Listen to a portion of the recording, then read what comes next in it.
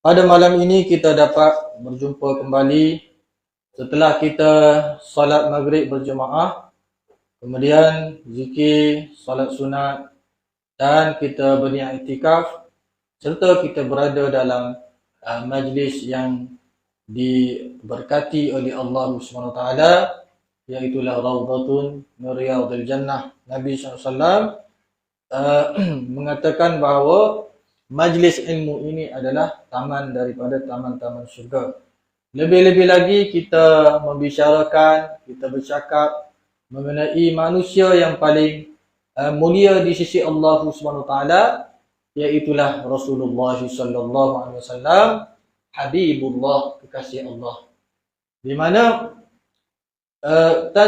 tanzilur rahmatu inda zikris salihin. Iaitulah kalau kita bercerita, bercakap tentang orang soleh pun turun rahmat. Lebih-lebih lagi kita bercerita dan bercakap pasal orang yang paling mulia, itulah Rasulullah SAW. InsyaAllah akan mendapat barakat di sisi Allah SWT. Jadi hadis malam ni masih lagi dalam ciri-ciri fizikal Rasulullah SAW. Dia kata Rasulullah SAW mempunyai mulut yang lebar keluasannya, tidak mulut kecil. Jadi kalau di kalangan orang Arab, mulut yang sedikit lebar itu iaitulah cantik. Kita kata orang yang mempunyai ketampanan, kesempurnaan dari sudut muka dia. Jadi Nabi SAW mulut sedikit lebar, mana memanjang. Tidak kata sikit dah, memanjang keluasannya. Kemudian sesuai dengan wajah baginda sallallahu alaihi wasallam. Kemudian matanya lebar, sedikit lebar mata Nabi sallallahu alaihi wasallam. Kemudian tumiknya nipis. Apa maksud tumik nipis? Tumik nipis ini maknanya daging tumik itu tidak tebal. Daging tumik Nabi sallallahu alaihi wasallam tidak tebal. Jadi menunjukkan kepada cara sesuai dengan cara berjalan Nabi sallallahu alaihi wasallam. Sebelum ni kita telah baca Nabi SAW berjalan lagu mana? Cepat. Nabi cepat. Jadi orang jalan cepat ni kita tengok dari sudut masanya, dia tidak membazir masa. Kalau pergi mana-mana pun cepat sabar. Maknanya masa tidak dibazirkan. Dan cara berjalan Nabi ni serupalah. Kalau kita turun daripada tempat tinggi, lagu itulah Nabi jalan. Turun tempat tinggi lagu mana? Sedikit condor, kemudian laju. Tak boleh kita nak break. Biasanya tempat tinggi kalau break kan, jatuh guling dah, guling mati. Begitulah cara jalan Nabinya, laju. Jadi tu tumik Nabi SAW nipis. Syu'bah berkata, ia telah perawi kepada hadis ini. Dia tanya, aku telah bertanya kepada Simak. Simak ni sahabat yang meriwayatkan hadis ni lah. Dia kata mengenai maksud mulut baginda yang lebar. Apa yang dimaksudkan dengan mulut Nabi yang lebar itu? Dia pun menjelaskan bahawa bentuk mulutnya, iaitulah mulut Nabi SAW, sesuai dan seimbang dengan raut wajahnya. Maknanya lebar. Kalau raut wajah Nabi SAW tu sedikit besar tu tak. Kemudian membujuk. Begitu juga mulut Nabi pun sedikit lebar. Sesuai dengan bentuk muka Nabi SAW. Maknanya kita tengok muka Nabi SAW ni sesuai molek. Telinga dia pun sesuai. Ada setengah orang tu telinga besar. Hidung pula kepit. Orang lain comel dah. Hidung pula kepit. Ataupun orang lain hidung macam molek, telinga molek, mulut pula speed. Jadi tak comel. Tapi Nabi ni sesuai molek. Dengan telinga, dengan kening, dengan mata, dengan hidung, mulut, sesuai dengan ketampanan Rasulullah SAW. Jadi jangan kita fikir mulut besar ni tidak semaklah Nabi, dah sesuai dengan raut wajah Nabi SAW. Kemudian beliau menjawab bentuk mulutnya sesuai. Aku bertanya lagi, Syu'bah tanya Simak lagi. Nak penjelasan tentang apa yang dicirikan oleh Simak tadi tentang Rasulullah SAW. Jadi apa yang dimaksudkan dengan mata yang lebar? Mata Nabi lebar ni apa maksud dia? Jadi jawabnya Simak, dia kata bentuk matanya panjang. Sedikit memanjang. Bentuk mata. Kemudian mana memanja, tak panjat. Kemudian aku bertanya lagi, katanya Syu'bah, apakah yang dimaksud dengan tumit yang nipis? Jadi jawabnya Simak, daging tumitnya sedikit, tidak penuh. Maknanya tumit Nabi ini nipis saja. Nipis saja sesuai dengan cara berjalan Nabi SAW yang sedikit laju. Kalau misalnya kata banyak daging, dah tebal, mungkin berjalan tu tidak selaju sebagaimana cara Nabi SAW berjalan. Jadi semua sesuai molek. Dengan tumit baginda SAW nipis, maknanya dagingnya sedikit saja pada bahagian tumit. Kemudian jadi apa kita baca tadi tentang ciri Nabi SAW daripada mata, daripada mulut tadi, kemudian mata pula, kemudian lepas tu tumit. Jadi semua itu yang dicirikan itu menunjukkan kesesuaian dan ketampanan wajah Rasulullah SAW. Sebab itu siapa-siapa sahaja dari kalangan sahabat yang pernah melihat Nabi SAW, bila ditanya lagu mana Rasulullah, mesti kebanyakan sahabat akan menjawab lam ara qablahu wala ba'dahu mislahu. Aku tak pernah melihat sebelum ni dan selepas kewafatan Nabi orang yang secantik setampan Rasulullah SAW. Semua kebanyakan sahabat akan jawab lagu tu. Lagu mana Nabi ni? Tak ada orang yang boleh menandingi ketampanan wajah Nabi SAW.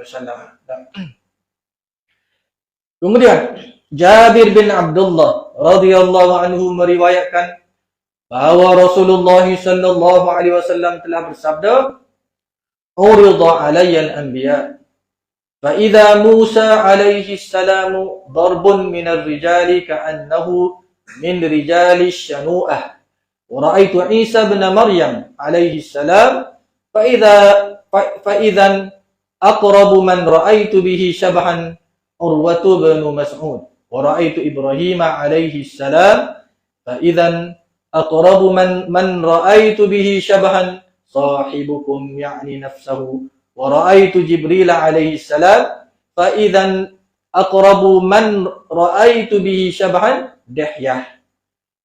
Jadi ini Nabi SAW bersabda, dia kata telah diperlihatkan kepada aku akan sekalian nabi-nabi. Jadi ditunjukkan kepada Nabi SAW kemungkinan pada peristiwa Isra' Mi'raj. Pada peristiwa Isra' Mi'raj, iaitulah ketika mana Rasulullah di Isra'. Isra' ni perjalanan malam di antara daripada Makkah ke Baitul Maqdis. Itu kita panggil Isra'. Dan Mi'raj pula, Mi'raj ini daripada Baitul Maqdis ke Sidratul Muntaha. Naik atas tu kita panggil Mi'raj. Jadi dalam peristiwa Isra' Mi'raj tu, sebagaimana yang diberitakan bahawa ketika baginda SAW sampai di Baitul Maqdis, di Palestin sekarang ini yang sedang berkrisis, jadi mudah-mudahan kita berdoakan kepada Allah SWT memberi pertolongan kepada mujahidin yang sedang melawan dengan Zionis, antara Zionis, laknatullah, insyaAllah. Jadi bila Nabi SAW sampai di situ, Allah SWT nak menunjukkan ketinggian darajat Rasulullah SAW berbanding dengan nabi-nabi yang lain, iaitulah baginda ditaklifkan mengimami solat bersama dengan para nabi.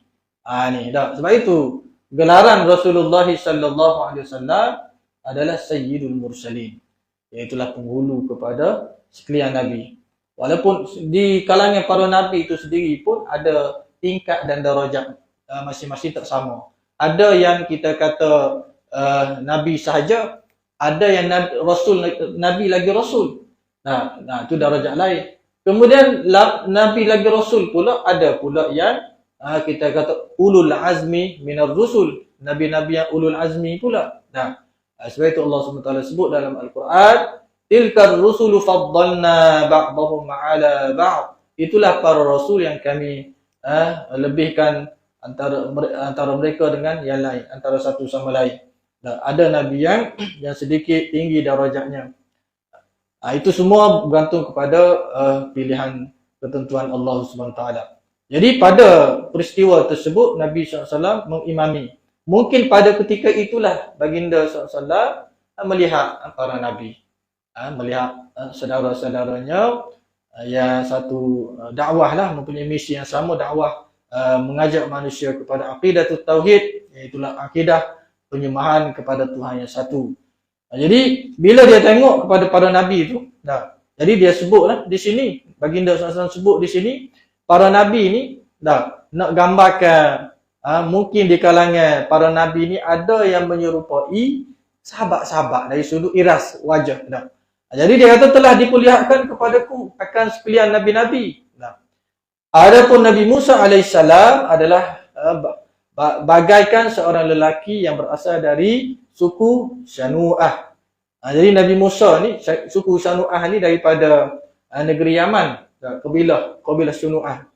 Jadi Nabi Musa ni muka dia dengan bentuk tubuh dia ni serupa dengan satu kabilah, kabilah di Yaman. Orang Yaman ni maknanya nak kata putih tidak putih sangat. Tak baik orang Yaman seperti kita kulit. Sawo mata lagi tu.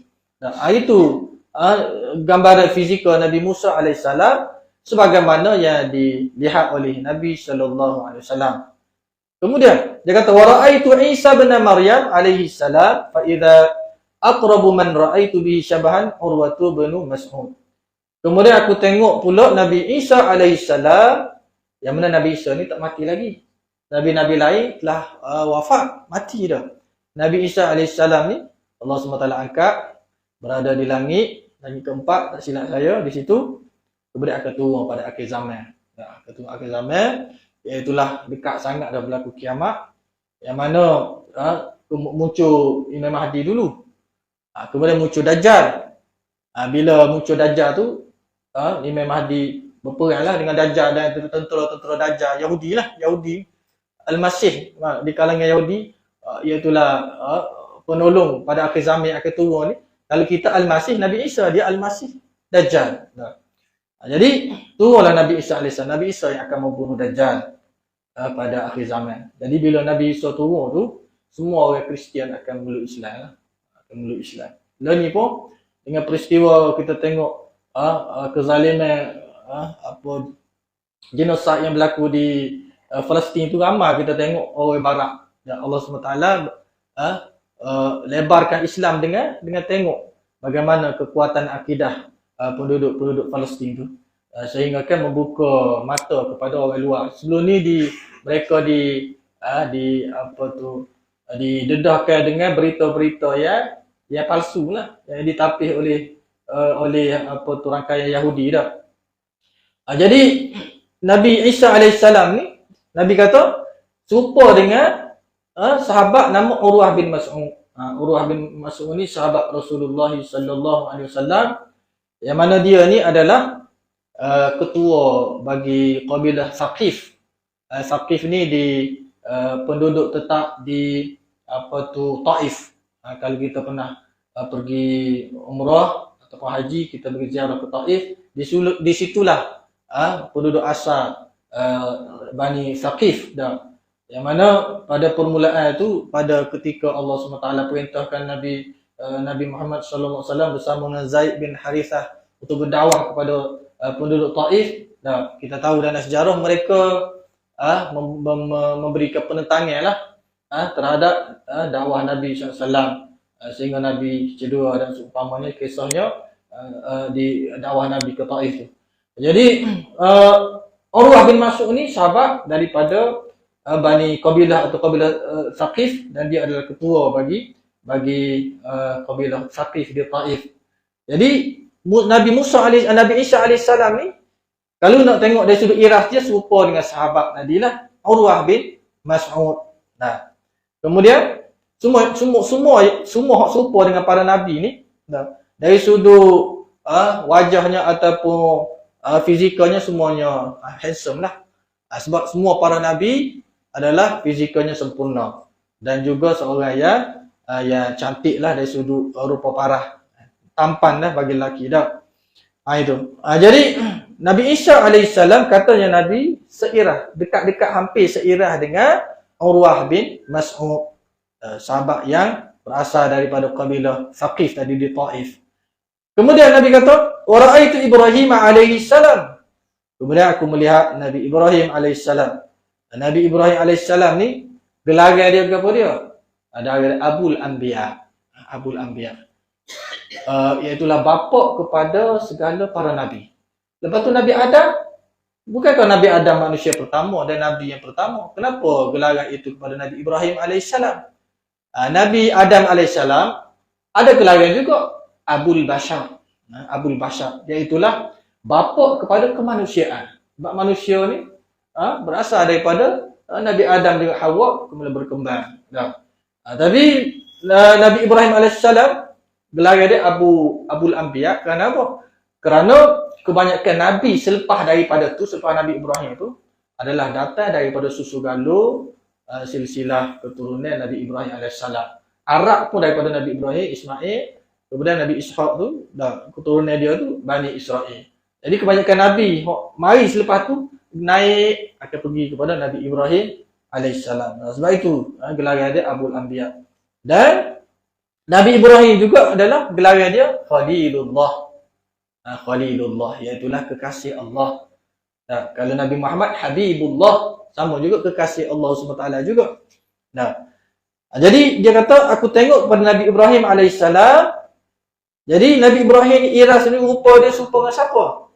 Serupa dengan sahibukum, sahabat kamu ni. Maknanya Nabi merujuk kepada diri baginda SAW. Jadi rupa parah Nabi Ibrahim AS nak serupa dengan Nabi Muhammad sallallahu alaihi wasallam. Jadi semua para nabi ni tampan belaka, sempurna dari sudut fizikal. Dia tak ada kecacatan dah. Kemudian wa ra'aitu Jibril alaihi salam fa idza aqrabu man ra'aitu bi syabahan Dihyah. Kemudian aku lihat Jibril. Jibril ni banyak kali Nabi SAW tengok Jibril. Kali pertamanya tengok Jibril dalam keadaan dia ni berupa manusia. Dan kalau dia berupa manusia, kebiasaannya Jibril ni akan berupa dengan Dihyah Al-Kalbi, nama seorang sahabat tu. Ada ketikanya Nabi tengok Jibril dalam rupa fizikal dia yang asal. Jadi Jibril dengan fizikal dia yang asal ni, besarlah dia punya fizikal dia tu. Sehingga disebut dalam hadis Jibril alaihissalam ni memiliki 600 sayap. Ada 600 sayap. Kemudian jarak di antara sayap tu, antara sayap ke sayap seperti langit dengan bumi. Boleh kita bayanglah besar mana malaikat Jibril. Kali dia bersin berkali, dah kiamat habis, hancur habis. Tu rupa parah atau fizikal asal Jibril alaihissalam. Tapi kebanyakannya Jibril ni bila dia berupa ataupun dia nak bagi, dia macam-macam cara dia nak sampaikan wahyu kepada Nabi SAW ni. Tapi cara yang paling ringan sekali Nabi terima wahyu adalah bila Jibril AS berupa manusia. Dan bila Jibril berupa manusia, dia akan berupa dengan sahabat Dihyah Al-Kalbi ni. Jadi wahyu-wahyu ni barang yang berat. Sebagaimana Allah SWT sebut dalam Al-Quran, Inna sanulqi alaika qawlan saqila.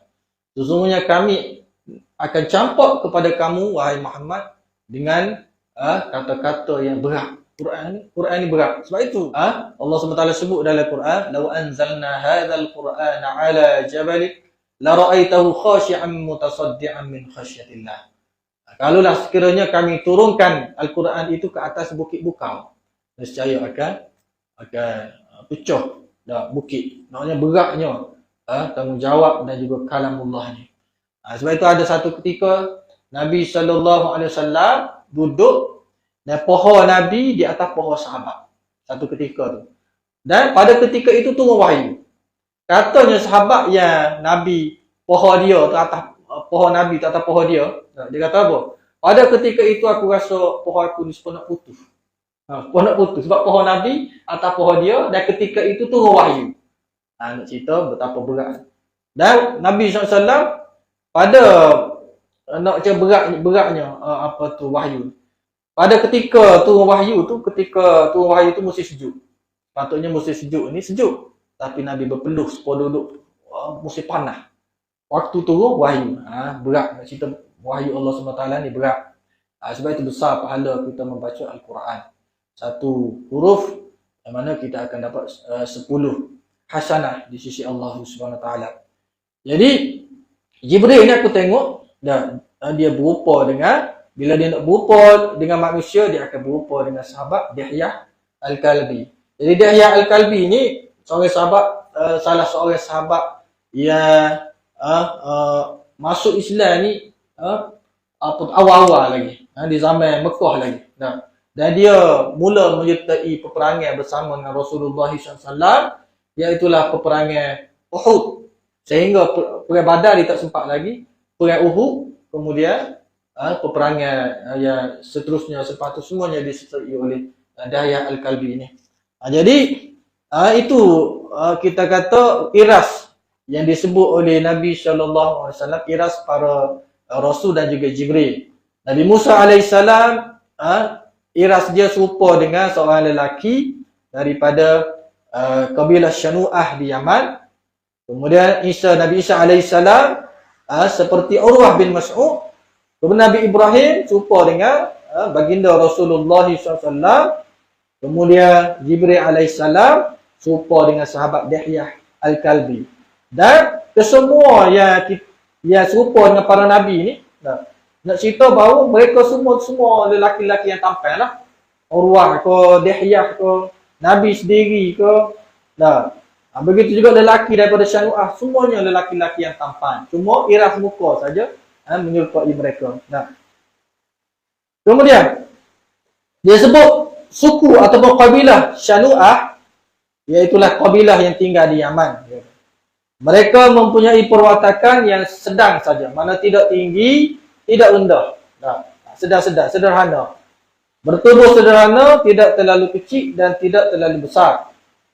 Kemudian sahabat yang menyerupai Nabi Isa AS, iaitulah Urwah bin Mas'ud, adalah sahabat Rasulullah SAW yang berasal dari Bani Thaqafi ataupun Saqif tadi, iaitulah dari Taif.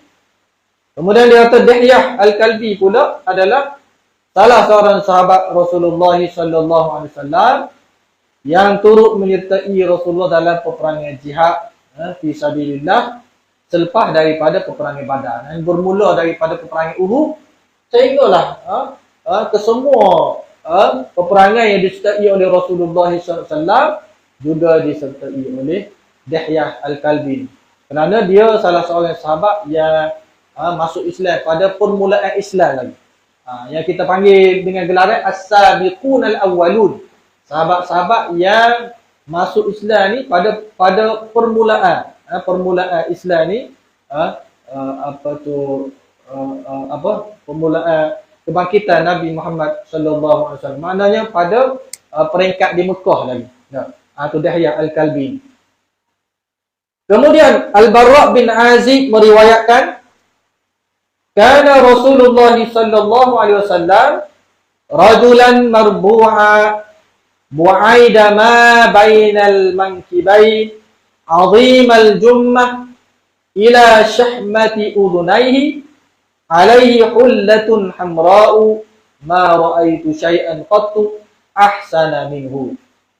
Rasulullah sallallahu alaihi wasallam adalah seorang lelaki yang berperwatakan sederhana. Sederhana di sini maksud dia tidak tinggi dan tidak rendah. Jadi kebanyakan kadang-kadang kita baca hadis berkenaan fizikal Nabi SAW ni, kadang-kadang dia sebut tu kita jumpa dah dengan hadis sebelum-sebelum ni. Cuma ni dengan riwayat yang lain dan lafaz sedikit berbeza. Jadi antara persamaan yang kita dengar dah sebelum ni tentang bagaimana fizikal Nabi SAW dari segi ketinggian tu. Jadi Nabi marbu'an. Marbu'an ni maknanya sederhana, nak kata tinggi, terlalu tinggi tak, terlalu rendah pun tak. Jadi kita sebut dah sebelum ni bahawa Nabi, walaupun Nabi ni sederhana dari sudut ketinggian, tapi kalau Nabi bersama dengan sahabat-sahabat, sedikit nampak menonjol Rasulullah sallallahu alaihi wasallam. Sedikit tinggilah. Tapi tidak kata berbeza, terlalu menonjol, berbezalah berbanding dengan orang lain. Cumanya ada sedikit ketinggian tu. Laisa bil tawili wala bil qasid. Nak kata terlalu tinggi pun tak, nak kata rendah sehingga mencacatkan ketampanan Nabi SAW pun tak juga. Maknanya Nabi adalah sederhana. Kemudian hasan al-jismi, bentuk tubuh, jisim ni mana fizikal lah. Body, jisim ni. Mana body Nabi dia kata hasan. Hasan ni cantik, comel. Mana sesuai dengan ketampanan seorang lelaki. Itu fizikal Rasulullah SAW. Kemudian rambut Nabi. Wa kana sya'ruhu laisa. Saya pergi baca bawah ni. Ada atas lagi tu. Ada atas lagi. Kana Rasulullah SAW rab'atan laisa bil tawili wala bil qasid. Hasan al-jismi wa kana sya'ruhu laisa bi ja'din wala sabtin asmarul lawni idza masya yatakaffa'u. Rasulullah SAW bertubuh sederhana, tidak tinggi dan tidak rendah, bentuk tubuhnya cantik, rambutnya tidak terlalu kerinting dan tidak terlalu lurus. Kita sebut dah sebelum ni, bahawa rambut Nabi ikal. Nak kata straight molek kerah, tak juga. Nak kata keriting sepoi negro, tidak juga. Iaitulah peluk, rambut peluk, rambut ikal. Rambut yang cantik lah. Kemudian warna kehitam-hitaman, iaitulah warna rambut Rasulullah SAW, hitam. Apabila berjalan, langkah kakinya pantas cepat. Dalam riwayat lain kita baca, seperti dia kata orang menuruni bukit, turun bukit. Kecepatan, bagaimana kecepatan jalan Nabi SAW supaya menuruni bukit, turun bukit. Lagu mana? Laju, supaya kita kata nak rebah tak. Sedikit ke depan kita punya badan tu. Begitulah cara berjalan Nabi SAW. Kemudian Bara' bin Azib, kana Rasulullah SAW rajulan marbu'an bu'aidama bainal mankibaihi azimal jummah ila syahmatil udunaihi alaihi hullatun hamra'u ma ra'aitu syai'an qattu ahsana minhu. Rasulullah SAW adalah seorang lelaki yang berperawakan sederhana. Iaitulah sederhana tadilah. Tidak terlalu tinggi dan tidak terlalu rendah. Kemudian mempunyai dada yang bidang. Iaitulah jarak antara kedua bahunya lebar. Sedikit lebar dada baginda SAW. Jadi nak ayatnya baginda seorang yang tegak, perkasa. Sebab itu kita tengok gagahnya, perkasanya Nabi SAW. Kita boleh tengok sewaktu dalam peperangan. Satu dalam peperangan, baginda SAW duduk depan. Bahkan ada sebilangan sahabat ni berlindung di belakang Nabi SAW. Itu. Jadi, dada baginda SAW bidang. Nawayanya seorang yang perkasa, tegak molek. Kemudian, azimal jummah. Dan rambutnya lebat. Rambut Nabi ni, rambut bukan kata rambut jarang. Rambut baginda ikan, kemudian lebat. Lebat pula, hitam pula. Jummah. Jadi jummah ni, Nabi kadang-kadang, seperti kita lah. Kadang-kadang kita rambut kita pendek. Kadang-kadang kita botok. Ada juga buat botok. Puas buat botok, kita taruh pula rambut. Begitu juga dengan Nabi SAW. Ada ketikanya, rambut Nabi ini dengan qadar jummah. Sebagaimana di sini, jummah. Jummah ni rambut yang menyentuh bahu. Panjang dia sehingga mencecah bahu. Ini dipanggil jummah. Kita tengok ada kebiasaannya, kita tengok orang-orang tabligh, orang-orang belah Pakistan, belah Afghanistan, biasa dia buat rambut panjang lagi tu. Rambut panjang. Jadi rambut jummah ni, bila rambut tu panjang, dia mencecah bahu. Ni kita kata rambut Nabi yang paling panjang. Nabi bela, Nabi jaga sehingga mencecah bahu, dipanggil jummah. Kemudian ada ketikanya rambut Nabi ni limmah. Limmah ni lagu mana? Iaitulah yang lebih daripada cupi telinga. Cupi telinga kita lebih, tapi tidak sampai kepada bahu. Itu dia panggil limmah. Ada ketikanya rambut Nabi limmah. Maknanya sebelum pada sapa Jummah tu dia limmah dulu. Kemudian ada ketikanya rambut Nabi SAW dia panggil waqrah. Waqrah ni lagu mana? Iaitulah hampir rambut Nabi ni hampir menyentuh cuping telinga. Dekat nak kena cuping telinga. Ada ramai juga orang buat gitu tak? Rambut dia panjang sampai ke cuping telinga ni. Itu dia panggil waqrah. Tapi kalau lebih cuping telinga ni tapi tak sampai kepada bahu, tak mencecah bahu, itu dia panggil limmah pula. Kemudian bila rambut panjang lagi sehingga kepada bahu dia panggil jummah. Rambut Nabi jummah. Semua Nabi ada ketikanya rambut Nabi waqrah, ada ketikanya limmah, ada ketikanya jummah. Jadi tak pernah lagi rambut Nabi ni melebihi daripada bahu. Kebiasaan melebihi bahu ni dia akan menyerupai wanita lah, rutina lah, rambut panjang. Jadi kalau kita nak ikut sunnah Nabi SAW, sama ada kita ambil jummah sampai ke bahu, ataupun ambil limmah lebih pada cuping tapi tak mencecah bahu, ataupun kita ambil waqrah. Waqrah ni sehingga kepada cuping telinga ni. Jadi itu kebiasaannya lagu tu rambut Nabi dan juga para sahabat pada ketika itulah zaman tersebut. Jadi disebut di sini azimal jummah ila syahmati udhunaihi. Iaitulah rambut baginda ni lebat, menjuntai sehingga mencecah kedua cuping telinganya. Jummah ni cecah cuping telinga dan juga kalau ikut kepada istilah jummah ni dia sampai mencecah kepada bahu. Kemudian baginda SAW sering memakai pakaian yang merah, di mana tiada seorang pun yang pernah aku lihat lebih kacak daripada baginda SAW. Jadi kebanyakan sahabat yang mencirikan fizikal Rasulullah SAW, akhir sekali dia kata tak ada seorang pun yang boleh menandingi ketampanan Rasulullah SAW. Lebih-lebih lagi bila pakai hullatun hamra, maknanya pakaian yang berwarna merah. Mana boleh. Dari sudut hukumnya tak ada masalah kita nak pakai pakaian yang berwarna-warni. Kalau di sini Nabi SAW pakai pakaian warna merah. Tetapi warna merah tu sehingga ke merah yang tidak memberi fitnah lah. Fitnah kita kata menyerupai retina ke merah nyala ke contohnya. Atau boleh juga sehingga menimbulkan fitnah. Jadi Nabi SAW pakai pakaian merah ni sehingga dilihat oleh sahabat Bara' bin Azib menyifatkannya, dia kata aku tidak pernah melihat seorang pun lebih kacak daripada Rasulullah SAW. Kemudian perihal rupa Rasulullah SAW daripada riwayat Sayyidina Ali.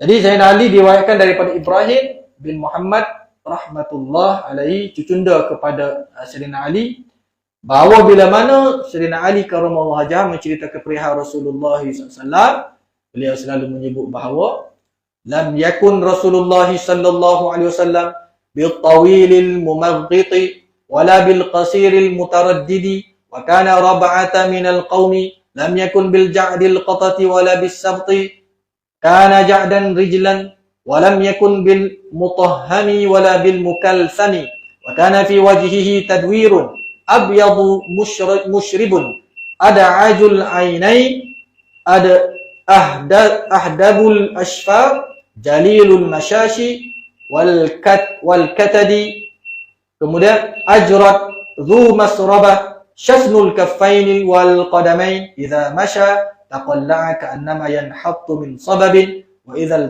iltafata ma'an baina katifaihi khatamun nubuwah wa huwa khatamun nabiyyin ajwadun nasi sadra wa asdaqun nasi lahjah wa alyanuhum arikah wa akramuhum usyrah.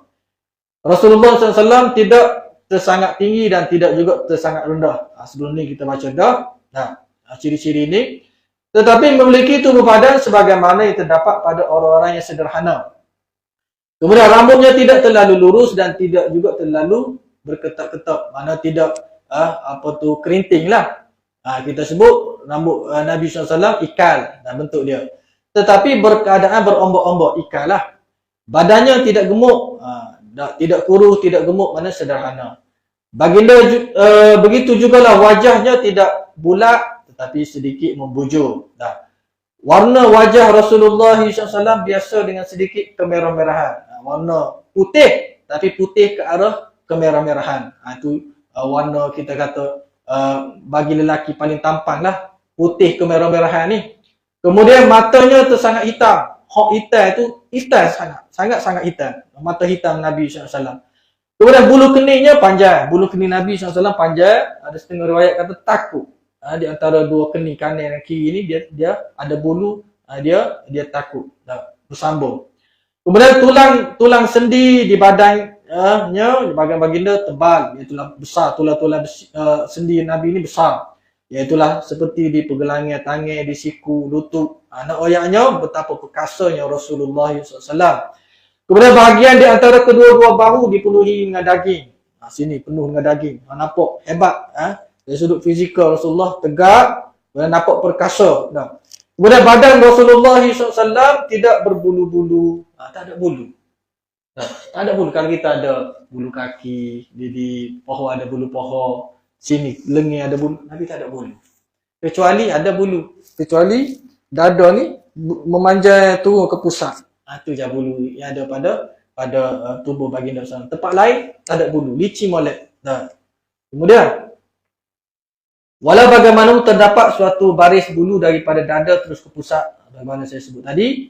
Kemudian tangannya yang mulia penuh dengan isi-isi daging. Tangan ni sedikit penuh dengan daging, gempalah sedikit. Begitu juga dengan kaki, serupa juga. Apabila Rasulullah SAW berjalan, baginda akan melangkah ke hadapan dengan kukuhnya. Supaya kita sebut tadi, baginda menuruni bukit, kita berjalan menuruni bukit, lagu itulah cara berjalan cepatnya perjalanan Nabi SAW. Seolah-olah baginda berjalan menuruni tanah yang cerung, tanah berbukit, menurun daripada tempat yang tinggi ke tempat yang rendah. Apabila baginda menumpukan perhatiannya kepada seseorang, baginda akan melakukannya dengan seluruh jasadnya. Iaitu bukanlah seperti seorang yang bangga diri yang memandang sambil lewat saja atau menyuruh dengan mata saja, tetapi baginda akan memusingkan seluruh tubuhnya yang mulia dan menoleh ke mukanya yang bercahaya untuk memberikan perhatian. Ayat sini bahawa bila Nabi kecek dengan sahabat, bukan kata paling muka saja, kecek muka dan juga badan sekali akan menghadap dengan orang yang berbicara dengan baginda SAW. Jadi menunjukkan kepada kita bahawa Nabi SAW sangat menghormati orang lah. Jadi kalau kita kecek dengan orang ni, kita paling saja, sedikit kita kata tidak memberi penghormatan lah kepada orang. Jadi cara penghormatan kalau kita nak berbicara, berkecek dengan orang ni, kita bagi sepenuhnya. Muka, badan kita pun menghadap dengan orang yang bercakap. Begitulah Nabi SAW memuliakan para sahabat. Kemudian di antara dua bahunya terdapat tanda kenabian. Tanda kenabian ni di antara kita panggil tulang belikat. Tulang belikat Nabi kiri dan kanan ni. Tapi tanda kenabian itu sedikit di sebelah kiri. Sedikit menghala ke sebelah kiri. Supaya apa dia? Dia sedikit ada benjol warna kemerah-merahan. Kemudian ada bulu. Sebesar apa dia? Sebesar telur buah pati. Belakang. Dia bulu. Kemudian dia sedikit daging dia tu warna merah. Supaya kita kata tanda. Itu tanda kenabian di belakang. Ada. Dan benda ni ada disebut dalam kitab-kitab sebelum ni. Sebab tu ada sahabat yang sebelum tu belum Islam, dia baca kitab-kitab alul kitab sebelum ni, Taurat dan Injil. Jadi antara benda yang dia nak membuktikan kenabian Nabi SAW, dia nak tengok di belakang Nabi. Bila dia tengok betul ada tanda tu, maka dia pun beriman. Sebab apa? Sebab dia baca tanda tu ada dalam kitab-kitab sebelum ni, wahyu sebelum ni. Itu kita panggil khatamun nubuwah, tanda kenabian ada di belakang Nabi SAW. Kemudian pangkat kenabian berakhir padanya, baginda terlebih dermawan daripada segala makhluk. Rasulullah paling pemurah. Tidak ada seorang pun yang datang kepada Nabi mengadu masalah ataupun meminta sesuatu, Nabi akan menyelesaikannya dan tidak akan mengecewakan orang yang meminta kepada Nabi SAW. Kalau misalnya kata ada orang yang minta kepada Nabi, Nabi tak ada. Nabi akan suruh sahabat bagi dulu dan Nabi akan bayar kepada sahabat tersebut. Ini betapa pemurahnya Rasulullah SAW. Lebih-lebih lagi bila masuk bulan Ramadan, Rasulullah lah yang orang yang paling pemurah dan paling dipercayai percakapannya. Jadi sahabat-sahabat semua akan mempercayai apa yang disebut oleh Nabi SAW, sehingga ke orang-orang kafir pun memberi pengiktirafan bahawa Nabi SAW tak pernah menipu sebelum ni. Sehingga kan mereka telah memberi gelaran kepada Nabi SAW dengan Al-Amin, seorang yang amanah. Kemudian, dan terlebih lembut hatinya daripada semua manusia. Orang yang paling mempunyai perasaan ataupun jiwa kasih sayang yang sangat tinggi kepada para sahabat. Kemudian baginda adalah daripada golongan keluarga yang paling mulia. Begitu juga dari sudut susu galuh keturunan pun Nabi SAW datang daripada keturunan bangsawan yang mulia-mulia. Daripada susu galuh Nabi SAW, orang tak boleh nak merendahkan, nak menghina Nabi SAW dari sudut keturunan, tak boleh. Kerana apa? Kerana susu galuh Nabi SAW daripada sudut keturunan yang bangsawan Quraisy yang mulia. Itu kita tengok sebagaimana yang dijelaskan oleh Sayyidina Ali tentang ciri-ciri fizikal Rasulullah SAW. Jadi insya-Allah kita berhenti di sini dulu, kita sambung pada minggu hadapan. Aqulu qawli hadza wa astaghfirullahal azim li wa lakum. Assalamualaikum warahmatullahi wabarakatuh. Bismillahirrahmanirrahim. Alhamdulillah wassalatu wassalamu ala Rasulillah wa ala alihi wa sahbihi wa man wala. Allahumma faqihna fid din wa 'allimna at-ta'wil. Allahumma ij'alna minal ulama'il 'amilin. Allahumma ij'alna minal ladzina yastami'una al-qawla fayattabi'una ahsana. Wa sallallahu ala sayyidina Muhammad walhamdulillahi rabbil alamin.